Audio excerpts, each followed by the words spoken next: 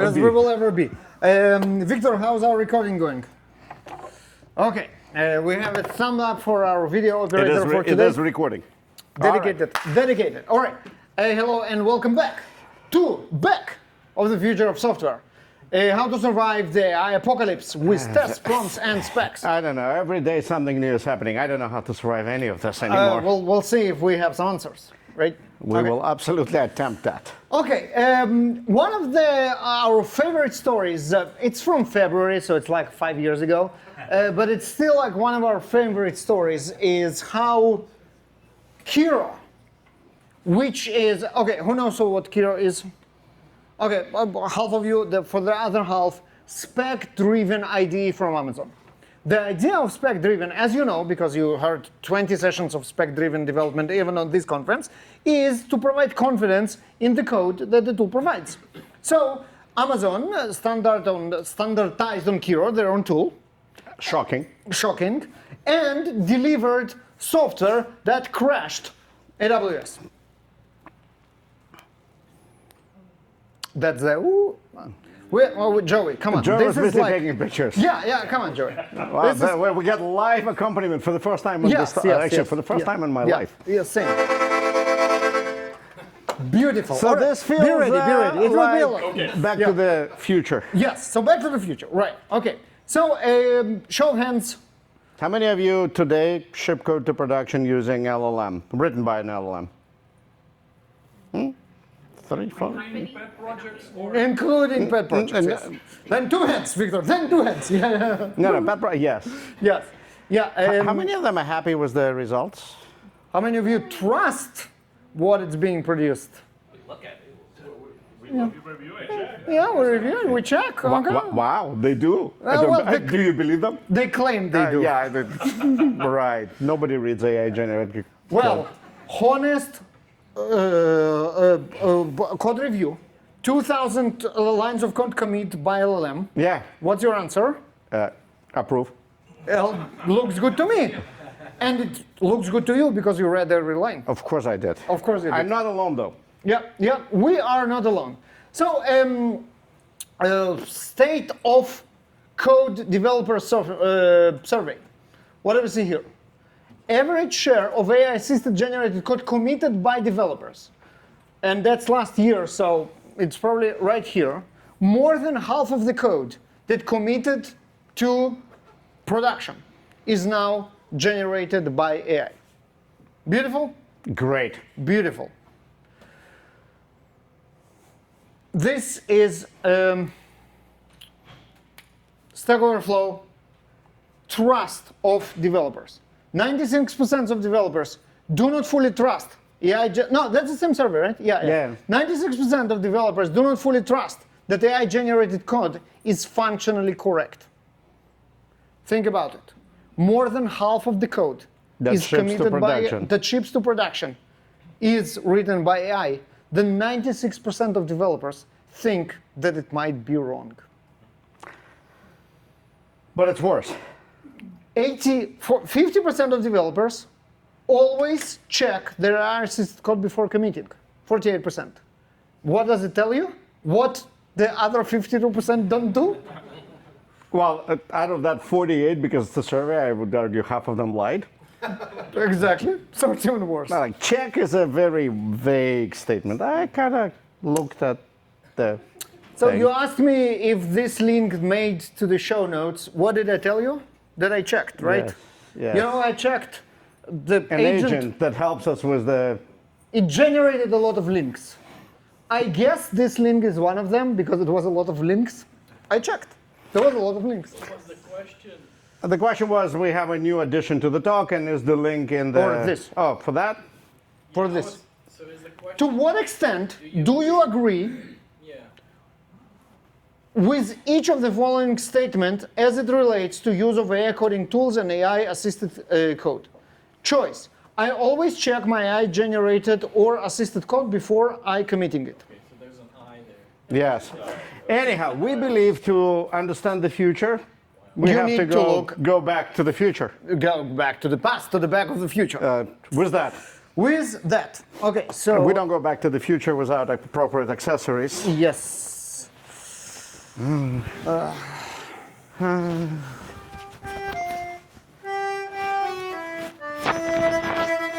knew we were missing something. Amazing, amazing, amazing. Future theme. No, this is great. This is brilliant. Something's wrong here. Oh, yeah. Oh, yeah, yeah. Sorry. Yep, yep. Those are mine now. Those are yours. Yeah, absolutely. Okay. There's so many So, layers. there are two of this us here. costume. This is Baruch and Leonid. Yes, and I'm at J Baruch everywhere, a member of DevRel staff at Tessel AI. Context familiar, certified level 3, can distinguish between very. You read every piece of context. Absolutely. As all of us do. And yeah, now obsessed with context engineering, as you might discover, and in the integrity chain, Java champion. And this is Leonid Golnik. My name is Leonid Golnik. I'm call it a recovering CTO by trade. Been wrangling all kinds of abstractions for many, many years, various companies. And right now I'm mostly focusing on helping teams figure out how to adopt this new and exciting age of never looking at the code that you ship to production and still deliver predictable results. This is the goal. This is the goal. Okay, the most important slide of this talk is this. If you go to speaking.jbaruch, you will find the slides already uploaded. The video that Will be uploaded. Victor is recording for us right now. Is he? Yes. Is he yes. recording the video? Let's keep this as a mystery, because some people would decide to leave because they would know it's recording. All right, moving on. He got me worried. All the links, and as I told you, it's verified. It was a lot of links. QR code is right here. It's in the bottom of every slide, so you can take the QR code photo right now, and it's going to disappear in 5, 4, 3, 2, 1. Gone. Or it's in the bottom of every slide. All right. So this problem of trust is not new in our industry at all, right? Who can venture a guess? What was the earliest time somebody made that statement? Okay, who was on the keynote on Monday? You are not allowed to vote. Oh, you gave out the. So who thinks they know that this phrase was uttered in our industry for the first time? Two Rear Admiral Grace Hopper back in the 1950s when she was. Not 2000.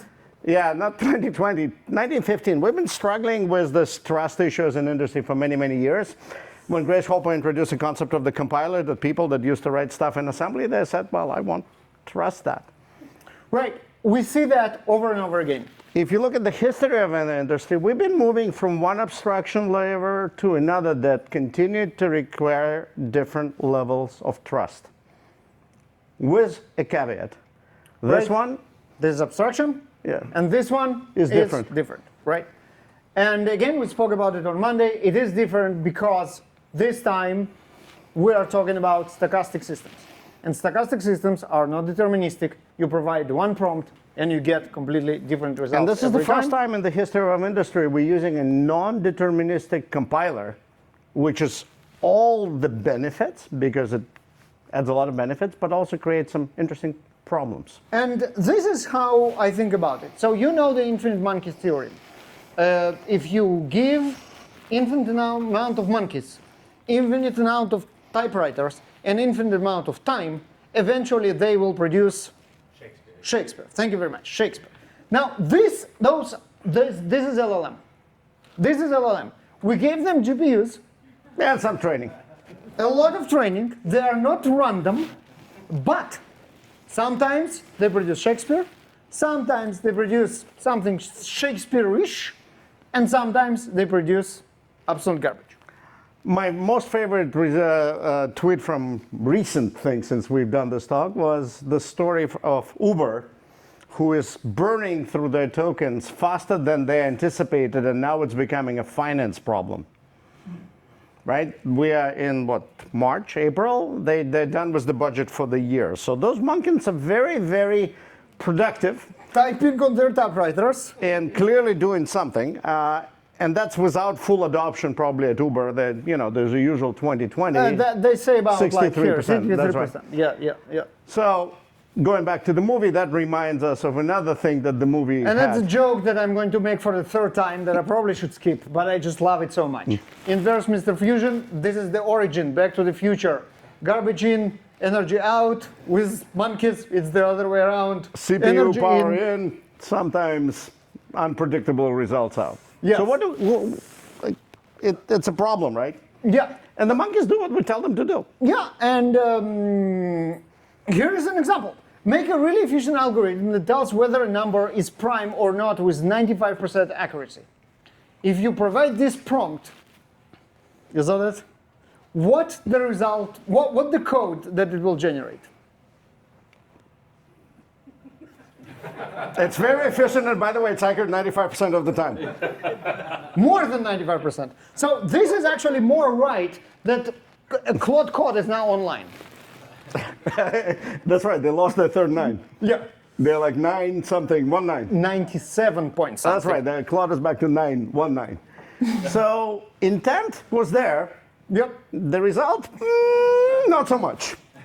It did exactly what it asked it to do, but probably not we wanted it to do. Yes, and that creates an issue of trust. Yep. Right? It's an incredibly powerful tool, but can you really trust the outcomes in a very complex scenario is the question. So for the rest of the talk, we want to talk about some thoughts we've been thinking for over a year now about what else we as an industry can do to take that non-deterministic tool and make the results verifiable and predictable, as all of us who work at least in industry, enterprise software are expected to generate.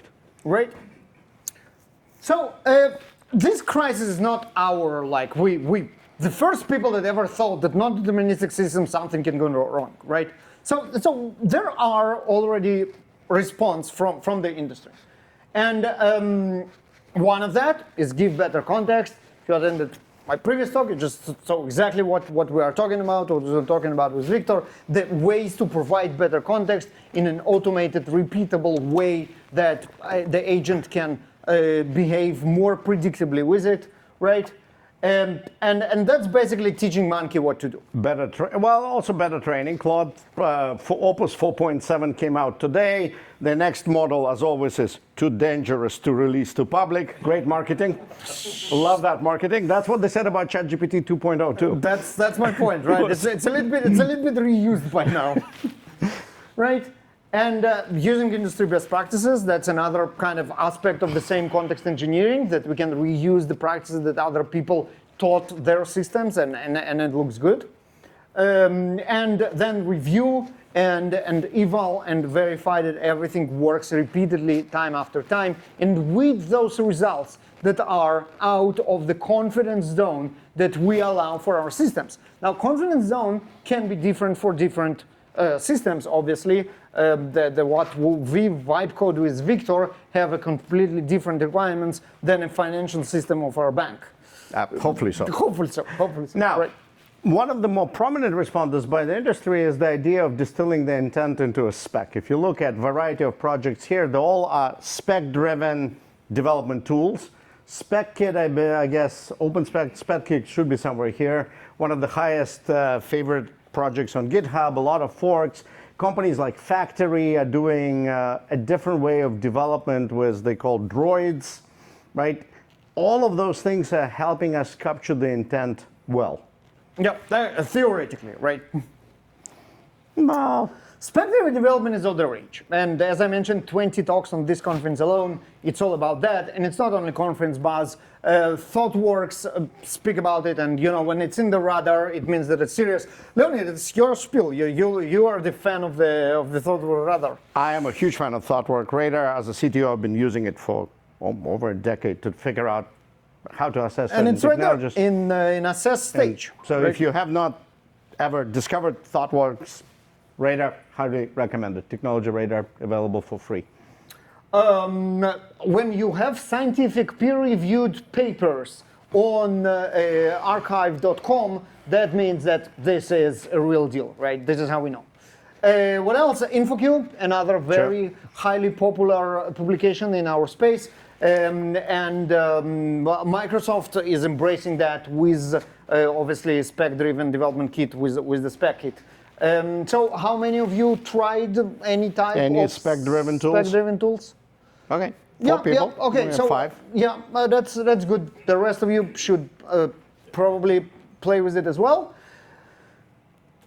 Our take on spec-driven methodology is that we solve a good kind of part of it when distilling the intent. So the intent is here. Distilling, clarifying, documenting, writing it down so you can hand it off to the monkeys. And then we still have a chasm. And this chasm is write specs, make no mistakes, I guess. Yeah, that's Production-ready code. That's right. That's how it works, right? Yes. Because nobody reads what's in here. We know that.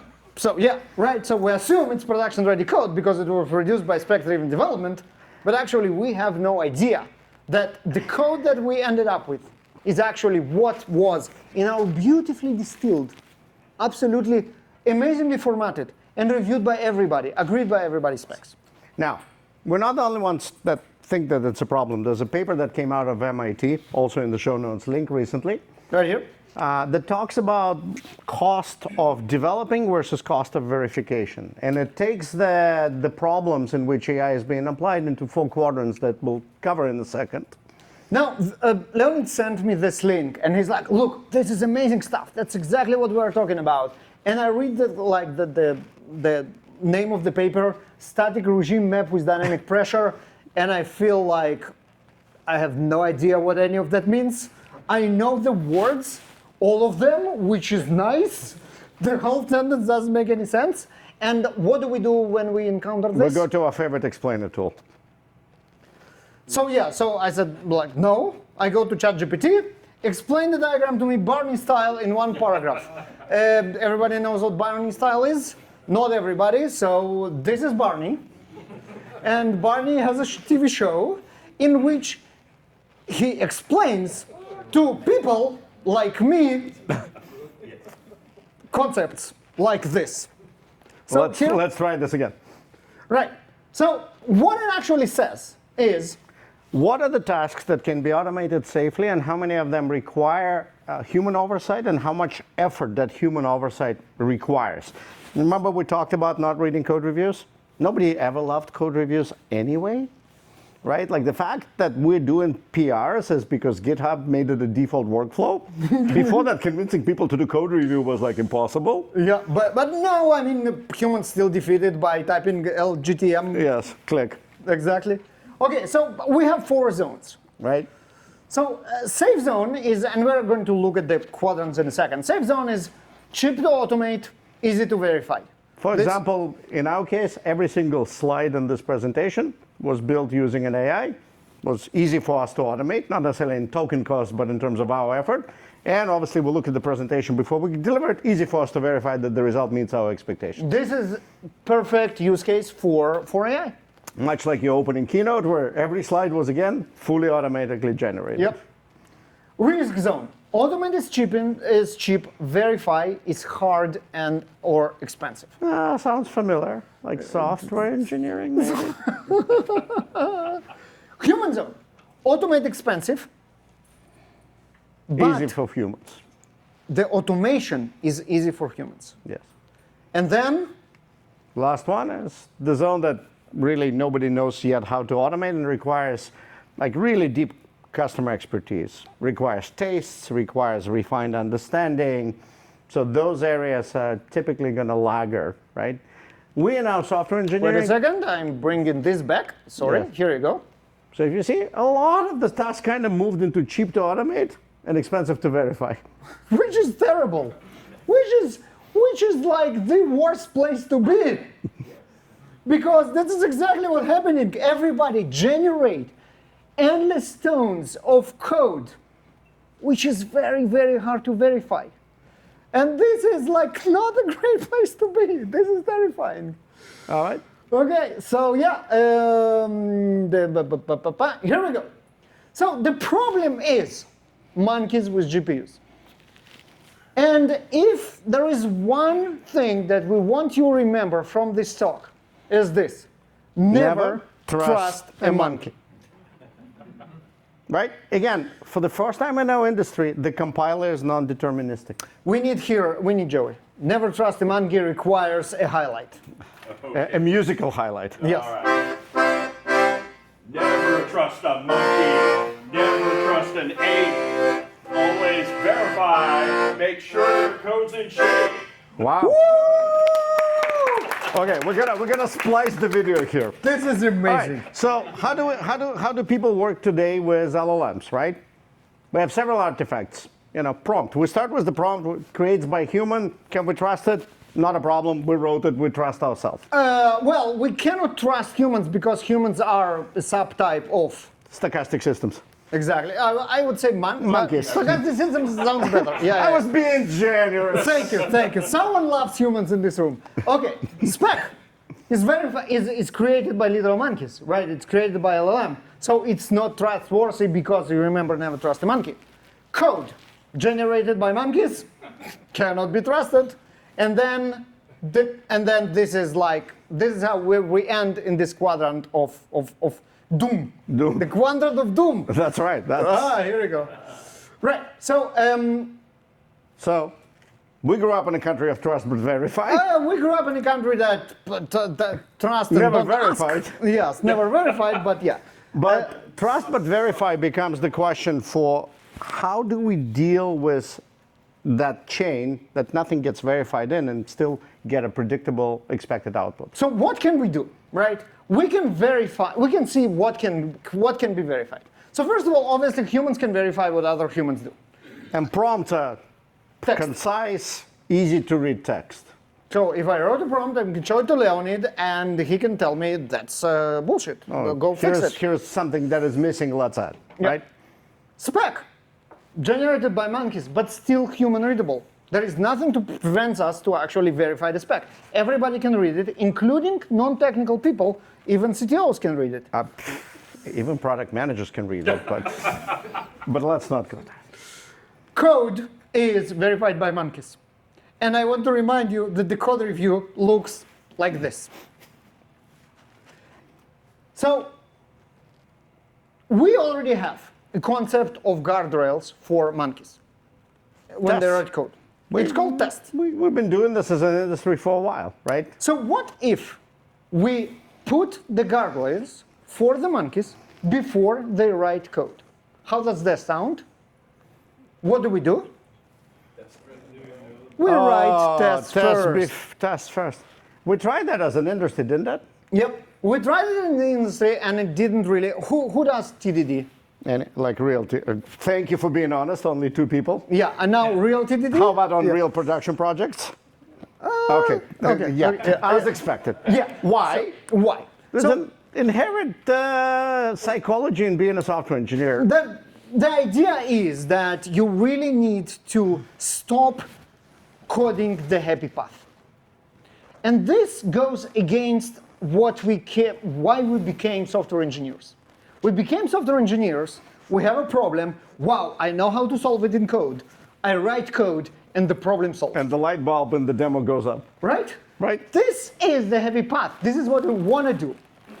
We need to really force ourselves to reverse it and start thinking about what can go wrong before we actually write code in order to do proper TDD. Had that idea as an industry too. We said, let's make the tests human readable and let others read them instead. Project managers. Anybody remembers that? Project managers should read what? Specifications. And tests, right? Specifications, like test and specification is called Anybody? BDD. Exactly. All right? Yeah, So- it didn't work either. So the idea was that we have those beautiful features that project managers write, and then developers see the red tests and rush to fill them with green implementation. Beautiful idea, isn't it?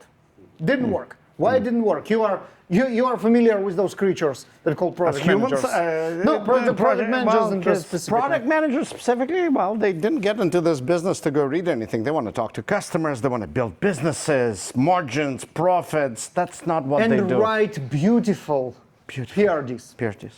not specs. Who reads Beautiful specs? Who PRDs. reads tests? That's beneath them. Right? So But that didn't failed. work. Good idea on paper, failed. So what do? We bring LLMs to the rescue. We tell them to write tests. Yeah, make no mistakes. It's the very important part of prompt engineering. You have to remember that part. Isn't it beautiful? I mean, we can just ask LLMs to generate this for us. What can possibly go wrong? Code is generated by monkeys and verified by tests. So one better, right? Absolutely. At least there are some guardrails that we put in place. And by the way, giving the modern LLMs, there's really no excuse not to have your test coverage, Absolutely. right? So looks like we closed the gap. Right, we give them tests and we make sure everything is green. Isn't that as easy as this? Nah, not really.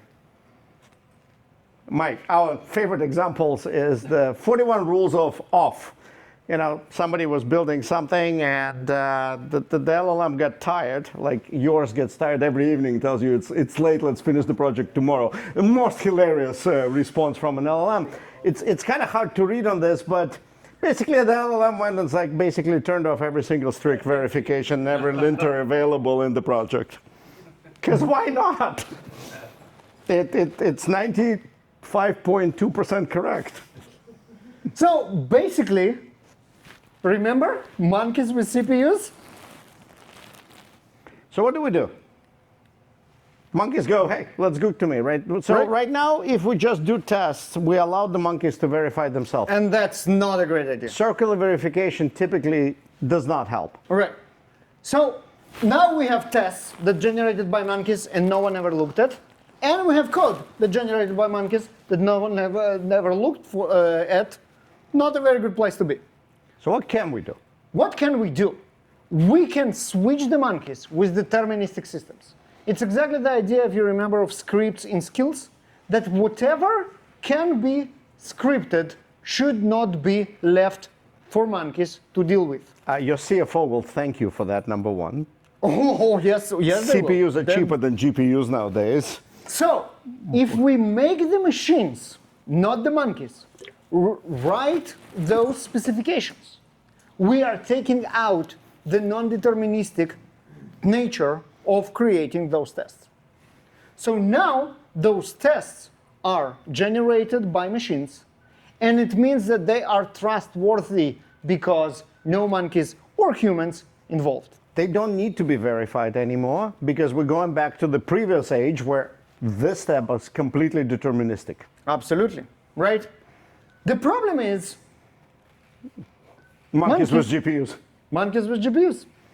So yes, we generated tests from spec by using machines, but those tests are still can be commented off, changed to assert true, and other beautiful Keep solutions. executing them all together. Right? Right. And other beautiful solutions. Right. So now we still have code that is verified by tests, but tests are accessible and will be tampered on by monkeys, tampered with. So we've gotten closer, and the next step in our idea is you got to start locking the tests. Not only you make the test generation deterministic based on the specs that are easily human verifiable, because the content is much denser and easier to read, you don't have to read the whole tests. You lock the tests and you make sure that your LLM, your agents, cannot modify them unless they have an explicit permission or a reason. Exactly, right? And this lock is deterministic because you go all the way from just making them read-only on the operating system level, or do some more sophisticated stuff like hashing the right part of the features. A year ago when we started talking about this was an idea. We'll talk about the toolkit, and our toolkit that we're experimenting with, we basically take a hash and we have a pre-commit hook that does not allow you to commit the tests unless they were manually unlocked by a human. And the hook is actually read-only. After, to make sure, well, one of our tests LLM found the hook, changed it because it didn't like it. It's not that I cannot commit because there is some stupid hook that fails now because I tampered with the tests. Let me comment it out. So now the hash is calculated and stored in Git notes that is impossible to change because it is Git history. And there is a pre-commit hook that looks at this Git note and won't allow commit. And this hook is read-only. You have to lock your tests. That gives you that verification. Right? So right? Always verify monkeys and subset of monkeys, humans. Augment stochastic with deterministic when needed. And protect verification mechanism from monkeys. So that's what we call the intent integrity chain. How do you take your idea or your intent that you're expressing, and the industry is finally starting to use the term intent, Exactly. and maintain that chain from that original intent all the way to the output? Because all of us, at least those who don't get to experiment on your users, like in consumer software, I expect it to produce deterministic results. What a weird idea, I know. right? Now, Yeah, so we stand on the shoulders of giants when we wrote the intent integrity chain idea and implemented it with intent integrity chain kit, which is the implementation of this idea in real life. And those giants are, for example, spec kit that for example, one of the key ideas there is constitution. Yes. Right? Oh, yes. Constitution. Now, the reason why I kind of took the spec kit and run out of it is because the Constitution is a part of the software project is just fascinating. There is like a real deal with amendments and ratifications, and I can hear the bald eagle screeching in the back of my mind when I write the Constitution. Always do TDD, and this Not is to mention that LLMs are trained on a lot of open text, and Constitution is treated very, very carefully in a lot of the training content. So there is a bit of a prompt engineering going on there as well. Absolutely, right. So this is the kit. This is how it works. We have the intent, which is clarified and inaligned. We have the spec, which are actually traceable items that can be traced throughout. There are the features, which are the BDD features that you are familiar with the locked hash, no tampering. And then there are steps that quality verified because it won't commit otherwise until we get the code. Quick demo? Quick demo. Yep. So, Leonid, you drive. You drive, I'll Yeah, narrate. I'll drive. You command, I'll drive. So for those of you that have been in the industry for a long time, you Wait a may second. remember Where is my some of screen? those. Desktop. Here we go. Here we go. Up. Nope. Nope. Yeah, it's an extension. Give me 1 second. Small technical difficulties. So the toolkit, and we'll link to it, just our own implementation of it builds a lovely dashboard so it's easy to understand what's going on with your project. It's right there. My mouse is right here. And I need to go to here. And it will eventually go there. Maybe. Technology is hard. Technology is hard. Oh, here we go. There Here we we go. go. Here we go. Use as a mirror. Boom. There we go. So here is our project, the sample project, and we built a number of those projects using those tools. Victor is saying, yes, increase the font. And we Victor- just visualize all the steps, and we'll show you some examples. So you'll see for this project, we defined the premise. If you scroll up a bit, Baruch. Yep. Here's the premise. We built a library that searches for flights because we end up on the road. We explain it. And then we decided how to tune our project, right? The Spidey diagram. So for example, we need documentation, TDD is important, research is important, but for example, minimal scope was not important. Some of the dimensions we asked were for just, minimal scope. Did we nitpick what minimal is? we'll find out. Then you start specifying your project like you would old school by writing spec. Let's grab a sample spec. So you'll see a very well understood, very well structured example of how this capability works and how do you test it. Now, again, we didn't hand write any of this. It's a template that comes with the kit, and together with the prompt, we have built the spec together, right? And we'll talk about one interesting side benefit of having those. We do, I know Baruch, you love the diagram. I love the diagram. Everything is traceable, so you understand which requirements have what specs. Do you have so one of the most powerful features for, again, been in the industry long enough, attended spec review meetings. One of the most valuable things with reasoning models right now is to look at your spec and start asking about what questions I should have asked, but I forgot.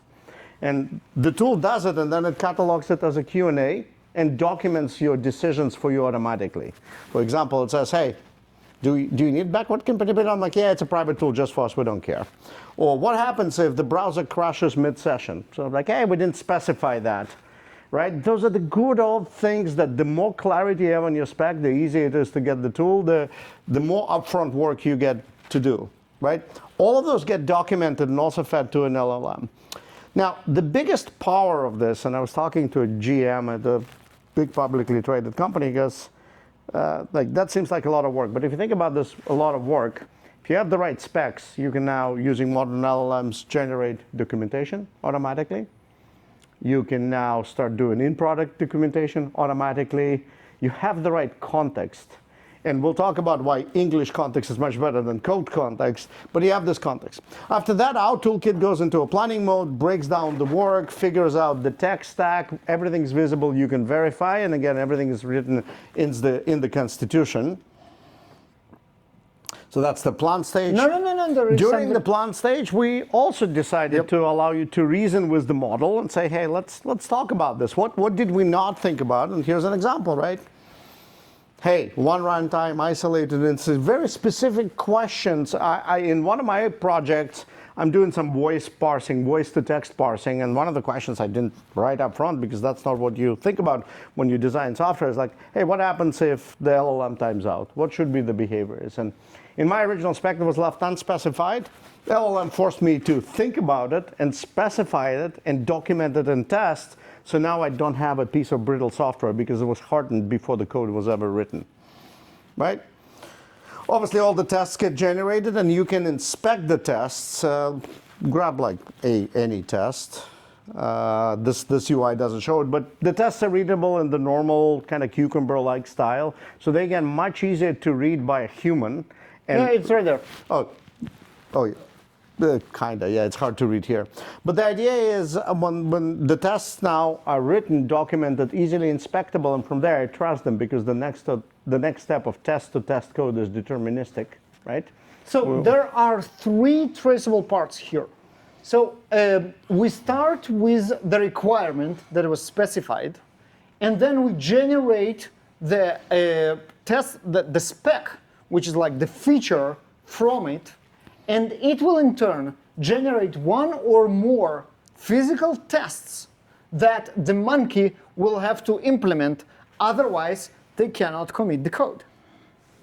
So this is how we actually make sure and guardrail the monkey, basically. we make sure that the code that is committed make those tests pass, make this feature complete, and satisfy this requirement. Right. Now, no software is ever complete from the very beginning, so after you go through all the tasks, eventually you get through implement, you find some things in a basic Kanban for us. Now, yeah, so implementation is a live Kanban. Once the monkey cracks, you will see the tasks which are grouped by the requirements move from one to another, and all this is obviously traceable all the way back to tests, and then all the way back to the requirements that you can see what is worked on, what has been done, and what has been successful. The Q&A phase also works here. Very interesting discovery for us how powerful the Q&A is, right? It's like, hey, we found some conflict. How do I specify? So if you don't use, and we don't expect you to use our toolkit, although we would love you to try it and give us feedback, that power of reflective reasoning, well, with an LLM, whether it's on the spec, on the tests, on the state of the implementation, and closing the loop all the way back to the spec, is incredibly powerful because it creates self-documenting software. And the model reflects on itself. So here, it didn't expect any problems, but when it came to write task number 9, it actually realized that this task is a little bit too large. And it asks us, does it make sense to split it into 3 focused tasks? And this is where human verification comes in, and we go, yes, do it. We didn't think about it, the model didn't think about it until it started to actually do it. The last thing that we also built into the toolkit, because in our software there are never any bugs. No bugs, no bugs. Is the capability for that running the same cycle all the way to the beginning for any bug you discover, which forces you to update the specs, forces you to update the tests, and rerun that chain. So it will skip some unrelated parts, like we don't need to reestablish constitution if we have a bug, right? But the critical parts with our intended integrity chain will be present. So let's go back to slides. Yes, that's what I'm going to do right here. And you will probably tell us. Here Yes, we go. here Next we go. slide. Next slide. Next slide. That was you just saw. Yes. Sounds familiar, right? Again, those of you that have been in the industry longer have probably heard about this acronym. Waterfall. Rational Unified Process. Did it feel like waterfall? Of course it did, right? Like all of those stages feels like, what are you guys talking about? I can wipe code like live, right? It does. And we believe that it's okay. The reason waterfall failed, it was not because the ideas that it encompassed as the methodology were bad.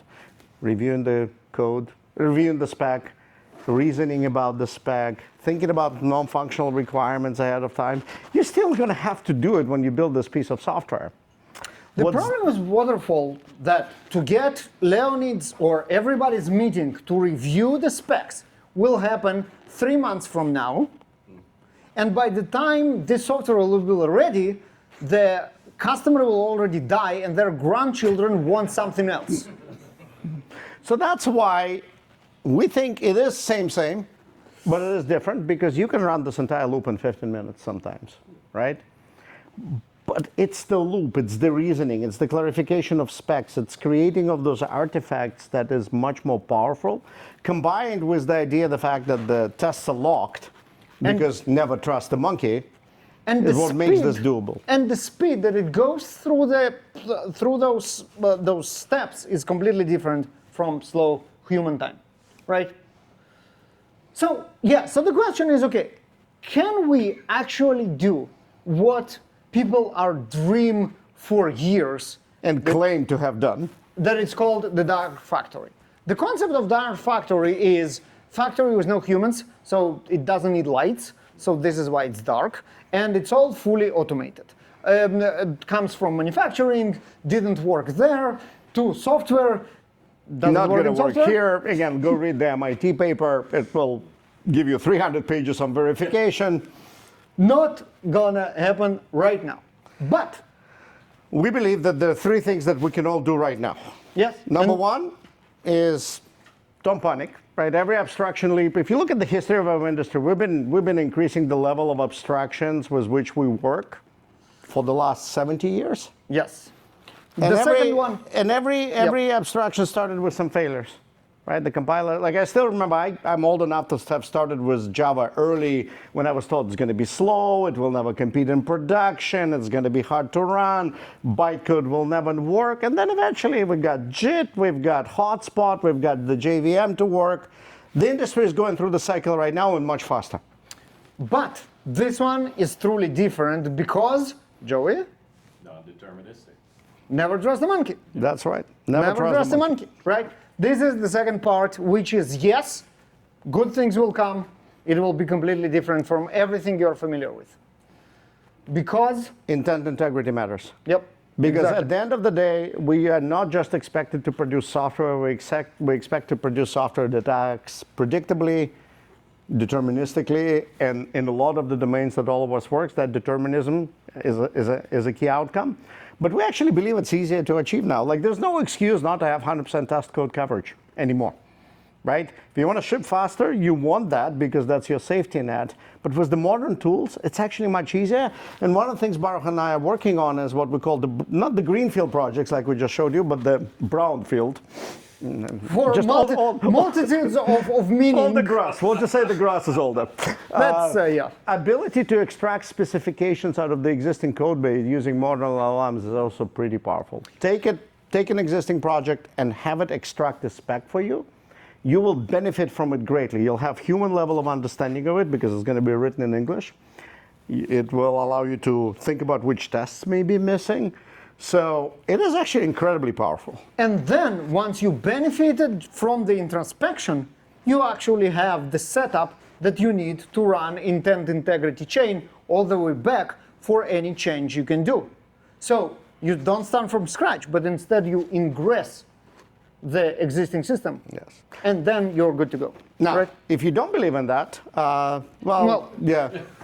So yeah, spectrum development doesn't have to look like that. It kind of does today, but we believe that we can do better. And the good news is that not only us, right? Yeah. So, yep, this is a quote from the paper from that we're quoting, paper, from the MIT paper. From the MIT paper, and they talk about exactly that. All the amazing work that the giants in the AI industry and LLM industry did for us actually brought us here. The LLMs provide scalable execution. And what we try to provide with Intent Integrity Kit is intent and verification. We squeaked when we saw that in the paper. That's right, because we originally wrote this talk about a year ago, and people are starting to understand that integrity is one important. By the way, the first version of the talk was co-written with ChatGPT, and ideas and clarification, like my favorite example of where we collaborated on the spec for the talk is the Grace Hopper quote was not his idea, was not my idea. GPT came up with that. We were looking for a concept to articulate the issue of trust in the industry, and it was thanks to ChatGPT that we found it, and it was really appropriate for this talk for us. Okay, let's mention actionable. Yes. What can you do Monday? Because, tomorrow you have to recover from this conference. Take a feature from your backlog, write a spec, plain English. It's not hard with LLMs. Use our tool, use spec kit. It will give you good structure for that, and you will see what other things you can start chaining of those specs. Like I help a lot of software teams now to move to this new world, and when I hear it's like, hey, our documentation is impossible to release the same day we release software, very common, right? Because DocWrite is like, that's not a thing anymore. Take the spec, give it your document format. It will run a browser in a test environment, take screenshots if it needs to, right? Generate the documentation. And if you're adventurous enough, give our tool a spin. We feel it's probably kind of sort of ready for... New version is, have you released it yet? The faster one? Yeah, the new version is 57% faster? Yes. So we did some optimizations on that. Because I'm insufferable complaining to him when I use it about the speed, so there's a new version of the kit. Lots of evals, lots of tokens has been burned in making it faster to make Leonid happy. That's why we live. Exactly, right? And share your results. Yeah, we're on Twitter. Right, we're on Twitter, we're on LinkedIn. We would happy to hear what are you doing with that, what works, what doesn't work. Did it capture your intent? Did it actually code what you wanted it to code? That would be fascinating to hear, right? And kind of what we come up to is that the source code is the new bytecode. No one reads it, and we have to rely on it blindly. Can we do it? We were not the original people that came up with that. Karpathy said this 3 years ago? 3 years ago, right? English so hot right now. Yeah, English is so hot right now. Yeah. I have another experiment that I want you to run. It didn't end up here, but it was something that I thought like a couple of times in the last couple of weeks. Run an experiment and ask your LLM to produce not Java, not Kotlin, not Python, not TypeScript, but bytecode. JVM bytecode. Yeah. This is a fascinating experiment in going... Why stop at the bytecode? Go to assembly and I cannot read assembly. I kind of sort of... you can read bytecode. Yeah, exactly, right. So I want to see what it does. So You're saying this not sarcastically or No. ironically? no, it's not. Because there's no... Because simplified Java checker. Listen, Thank there's that. Those tokens eventually will be cheaper to train, right? They're smaller, and somebody will train an LLM to produce direct machine-readable output. There's the intermediate language, I think, is an artifact that's going to go away at some point. That's exactly that. You can try it today. You can try and Like drop the early source code. days of Java, we used to really look at that bytecode and hand optimize some stuff for some key libraries, and reflection was a thing. And then we forgot about all of that because JIT. Exactly, because bytecode is suddenly trustable. Let's see if it's trustable now with English, right? So back to the Kiro disaster. I mean, AI is a tool with no chain of trust. We are very successful in drawing the head of the horse. Now we need to fill the chasm that is full of monkeys with the bridge over. Did I forget any of our kind of puns? No. Yeah, okay. And by the way, for me, after being 30 years in this industry, that's what makes it exciting, right? For the first time in a long time, we're reinventing how we build software. Yeah, oh, it's And as very the exciting. Chinese curse goes, may you live in times of change. Exactly. So thank you very much. Speaking.j Baruch is where I go for the slides. The video. The video, I don't know, Victor left, so I don't know about the video. All the links. All the links, absolutely. At J Baruch on Twitter, LinkedIn, or whatever. At Aligolnik on Twitter, LinkedIn, or whatever your social network of choice is. This is Arc of AI. This hashtag should be trending for 4 days now. I didn't check, but I'm sure it is. Contribute your hashtaginess. Intended integrity check is not trending yet, but definitely will after this talk. Right? Right? Of course. And this is the QR code for the show notes page. With that, we have 8 minutes for a question, which is perfect. And there are questions. All Excellent. right. Yes. Let's start with the front row. Yes. Who coined spec-driven development? Who coined spec-driven I development? would have to go ask LLM. Yeah. I just looked this. I swear I just looked this up the other day. Because the concept is not new. Again, old enough here have had to manually sign a spec document. Who coined spec-driven development? A little tidbit of news. Joy and I used to be colleagues 26 years ago at the same company called Two Cows. For those of you that are, again, old enough to remember, when we were the second largest domain registrar in the world. Yeah. And we used to ship software after approving specs because the cost of production was expensive. As the MIT paper teaches us, the cost of production is now marginally cheap, But but the cost of verification is still a struggle.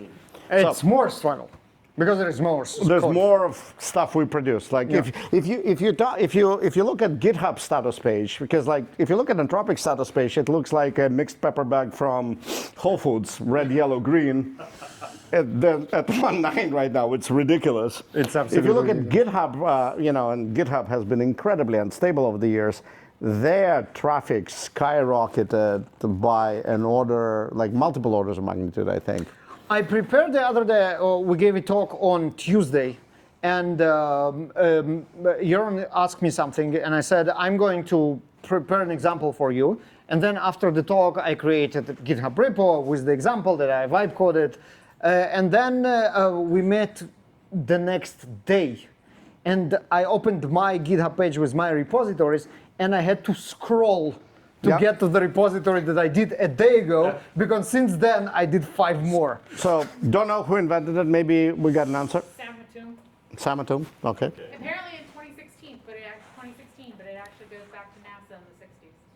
Oh wow! I'm not surprised. If That's a good piece of. And go to it's the actually slide. interesting. I had a call with the CEO of a silicon company, physical silicon, where atoms are much harder than bytes. Cost of like shipping something to Taipei is $25 million.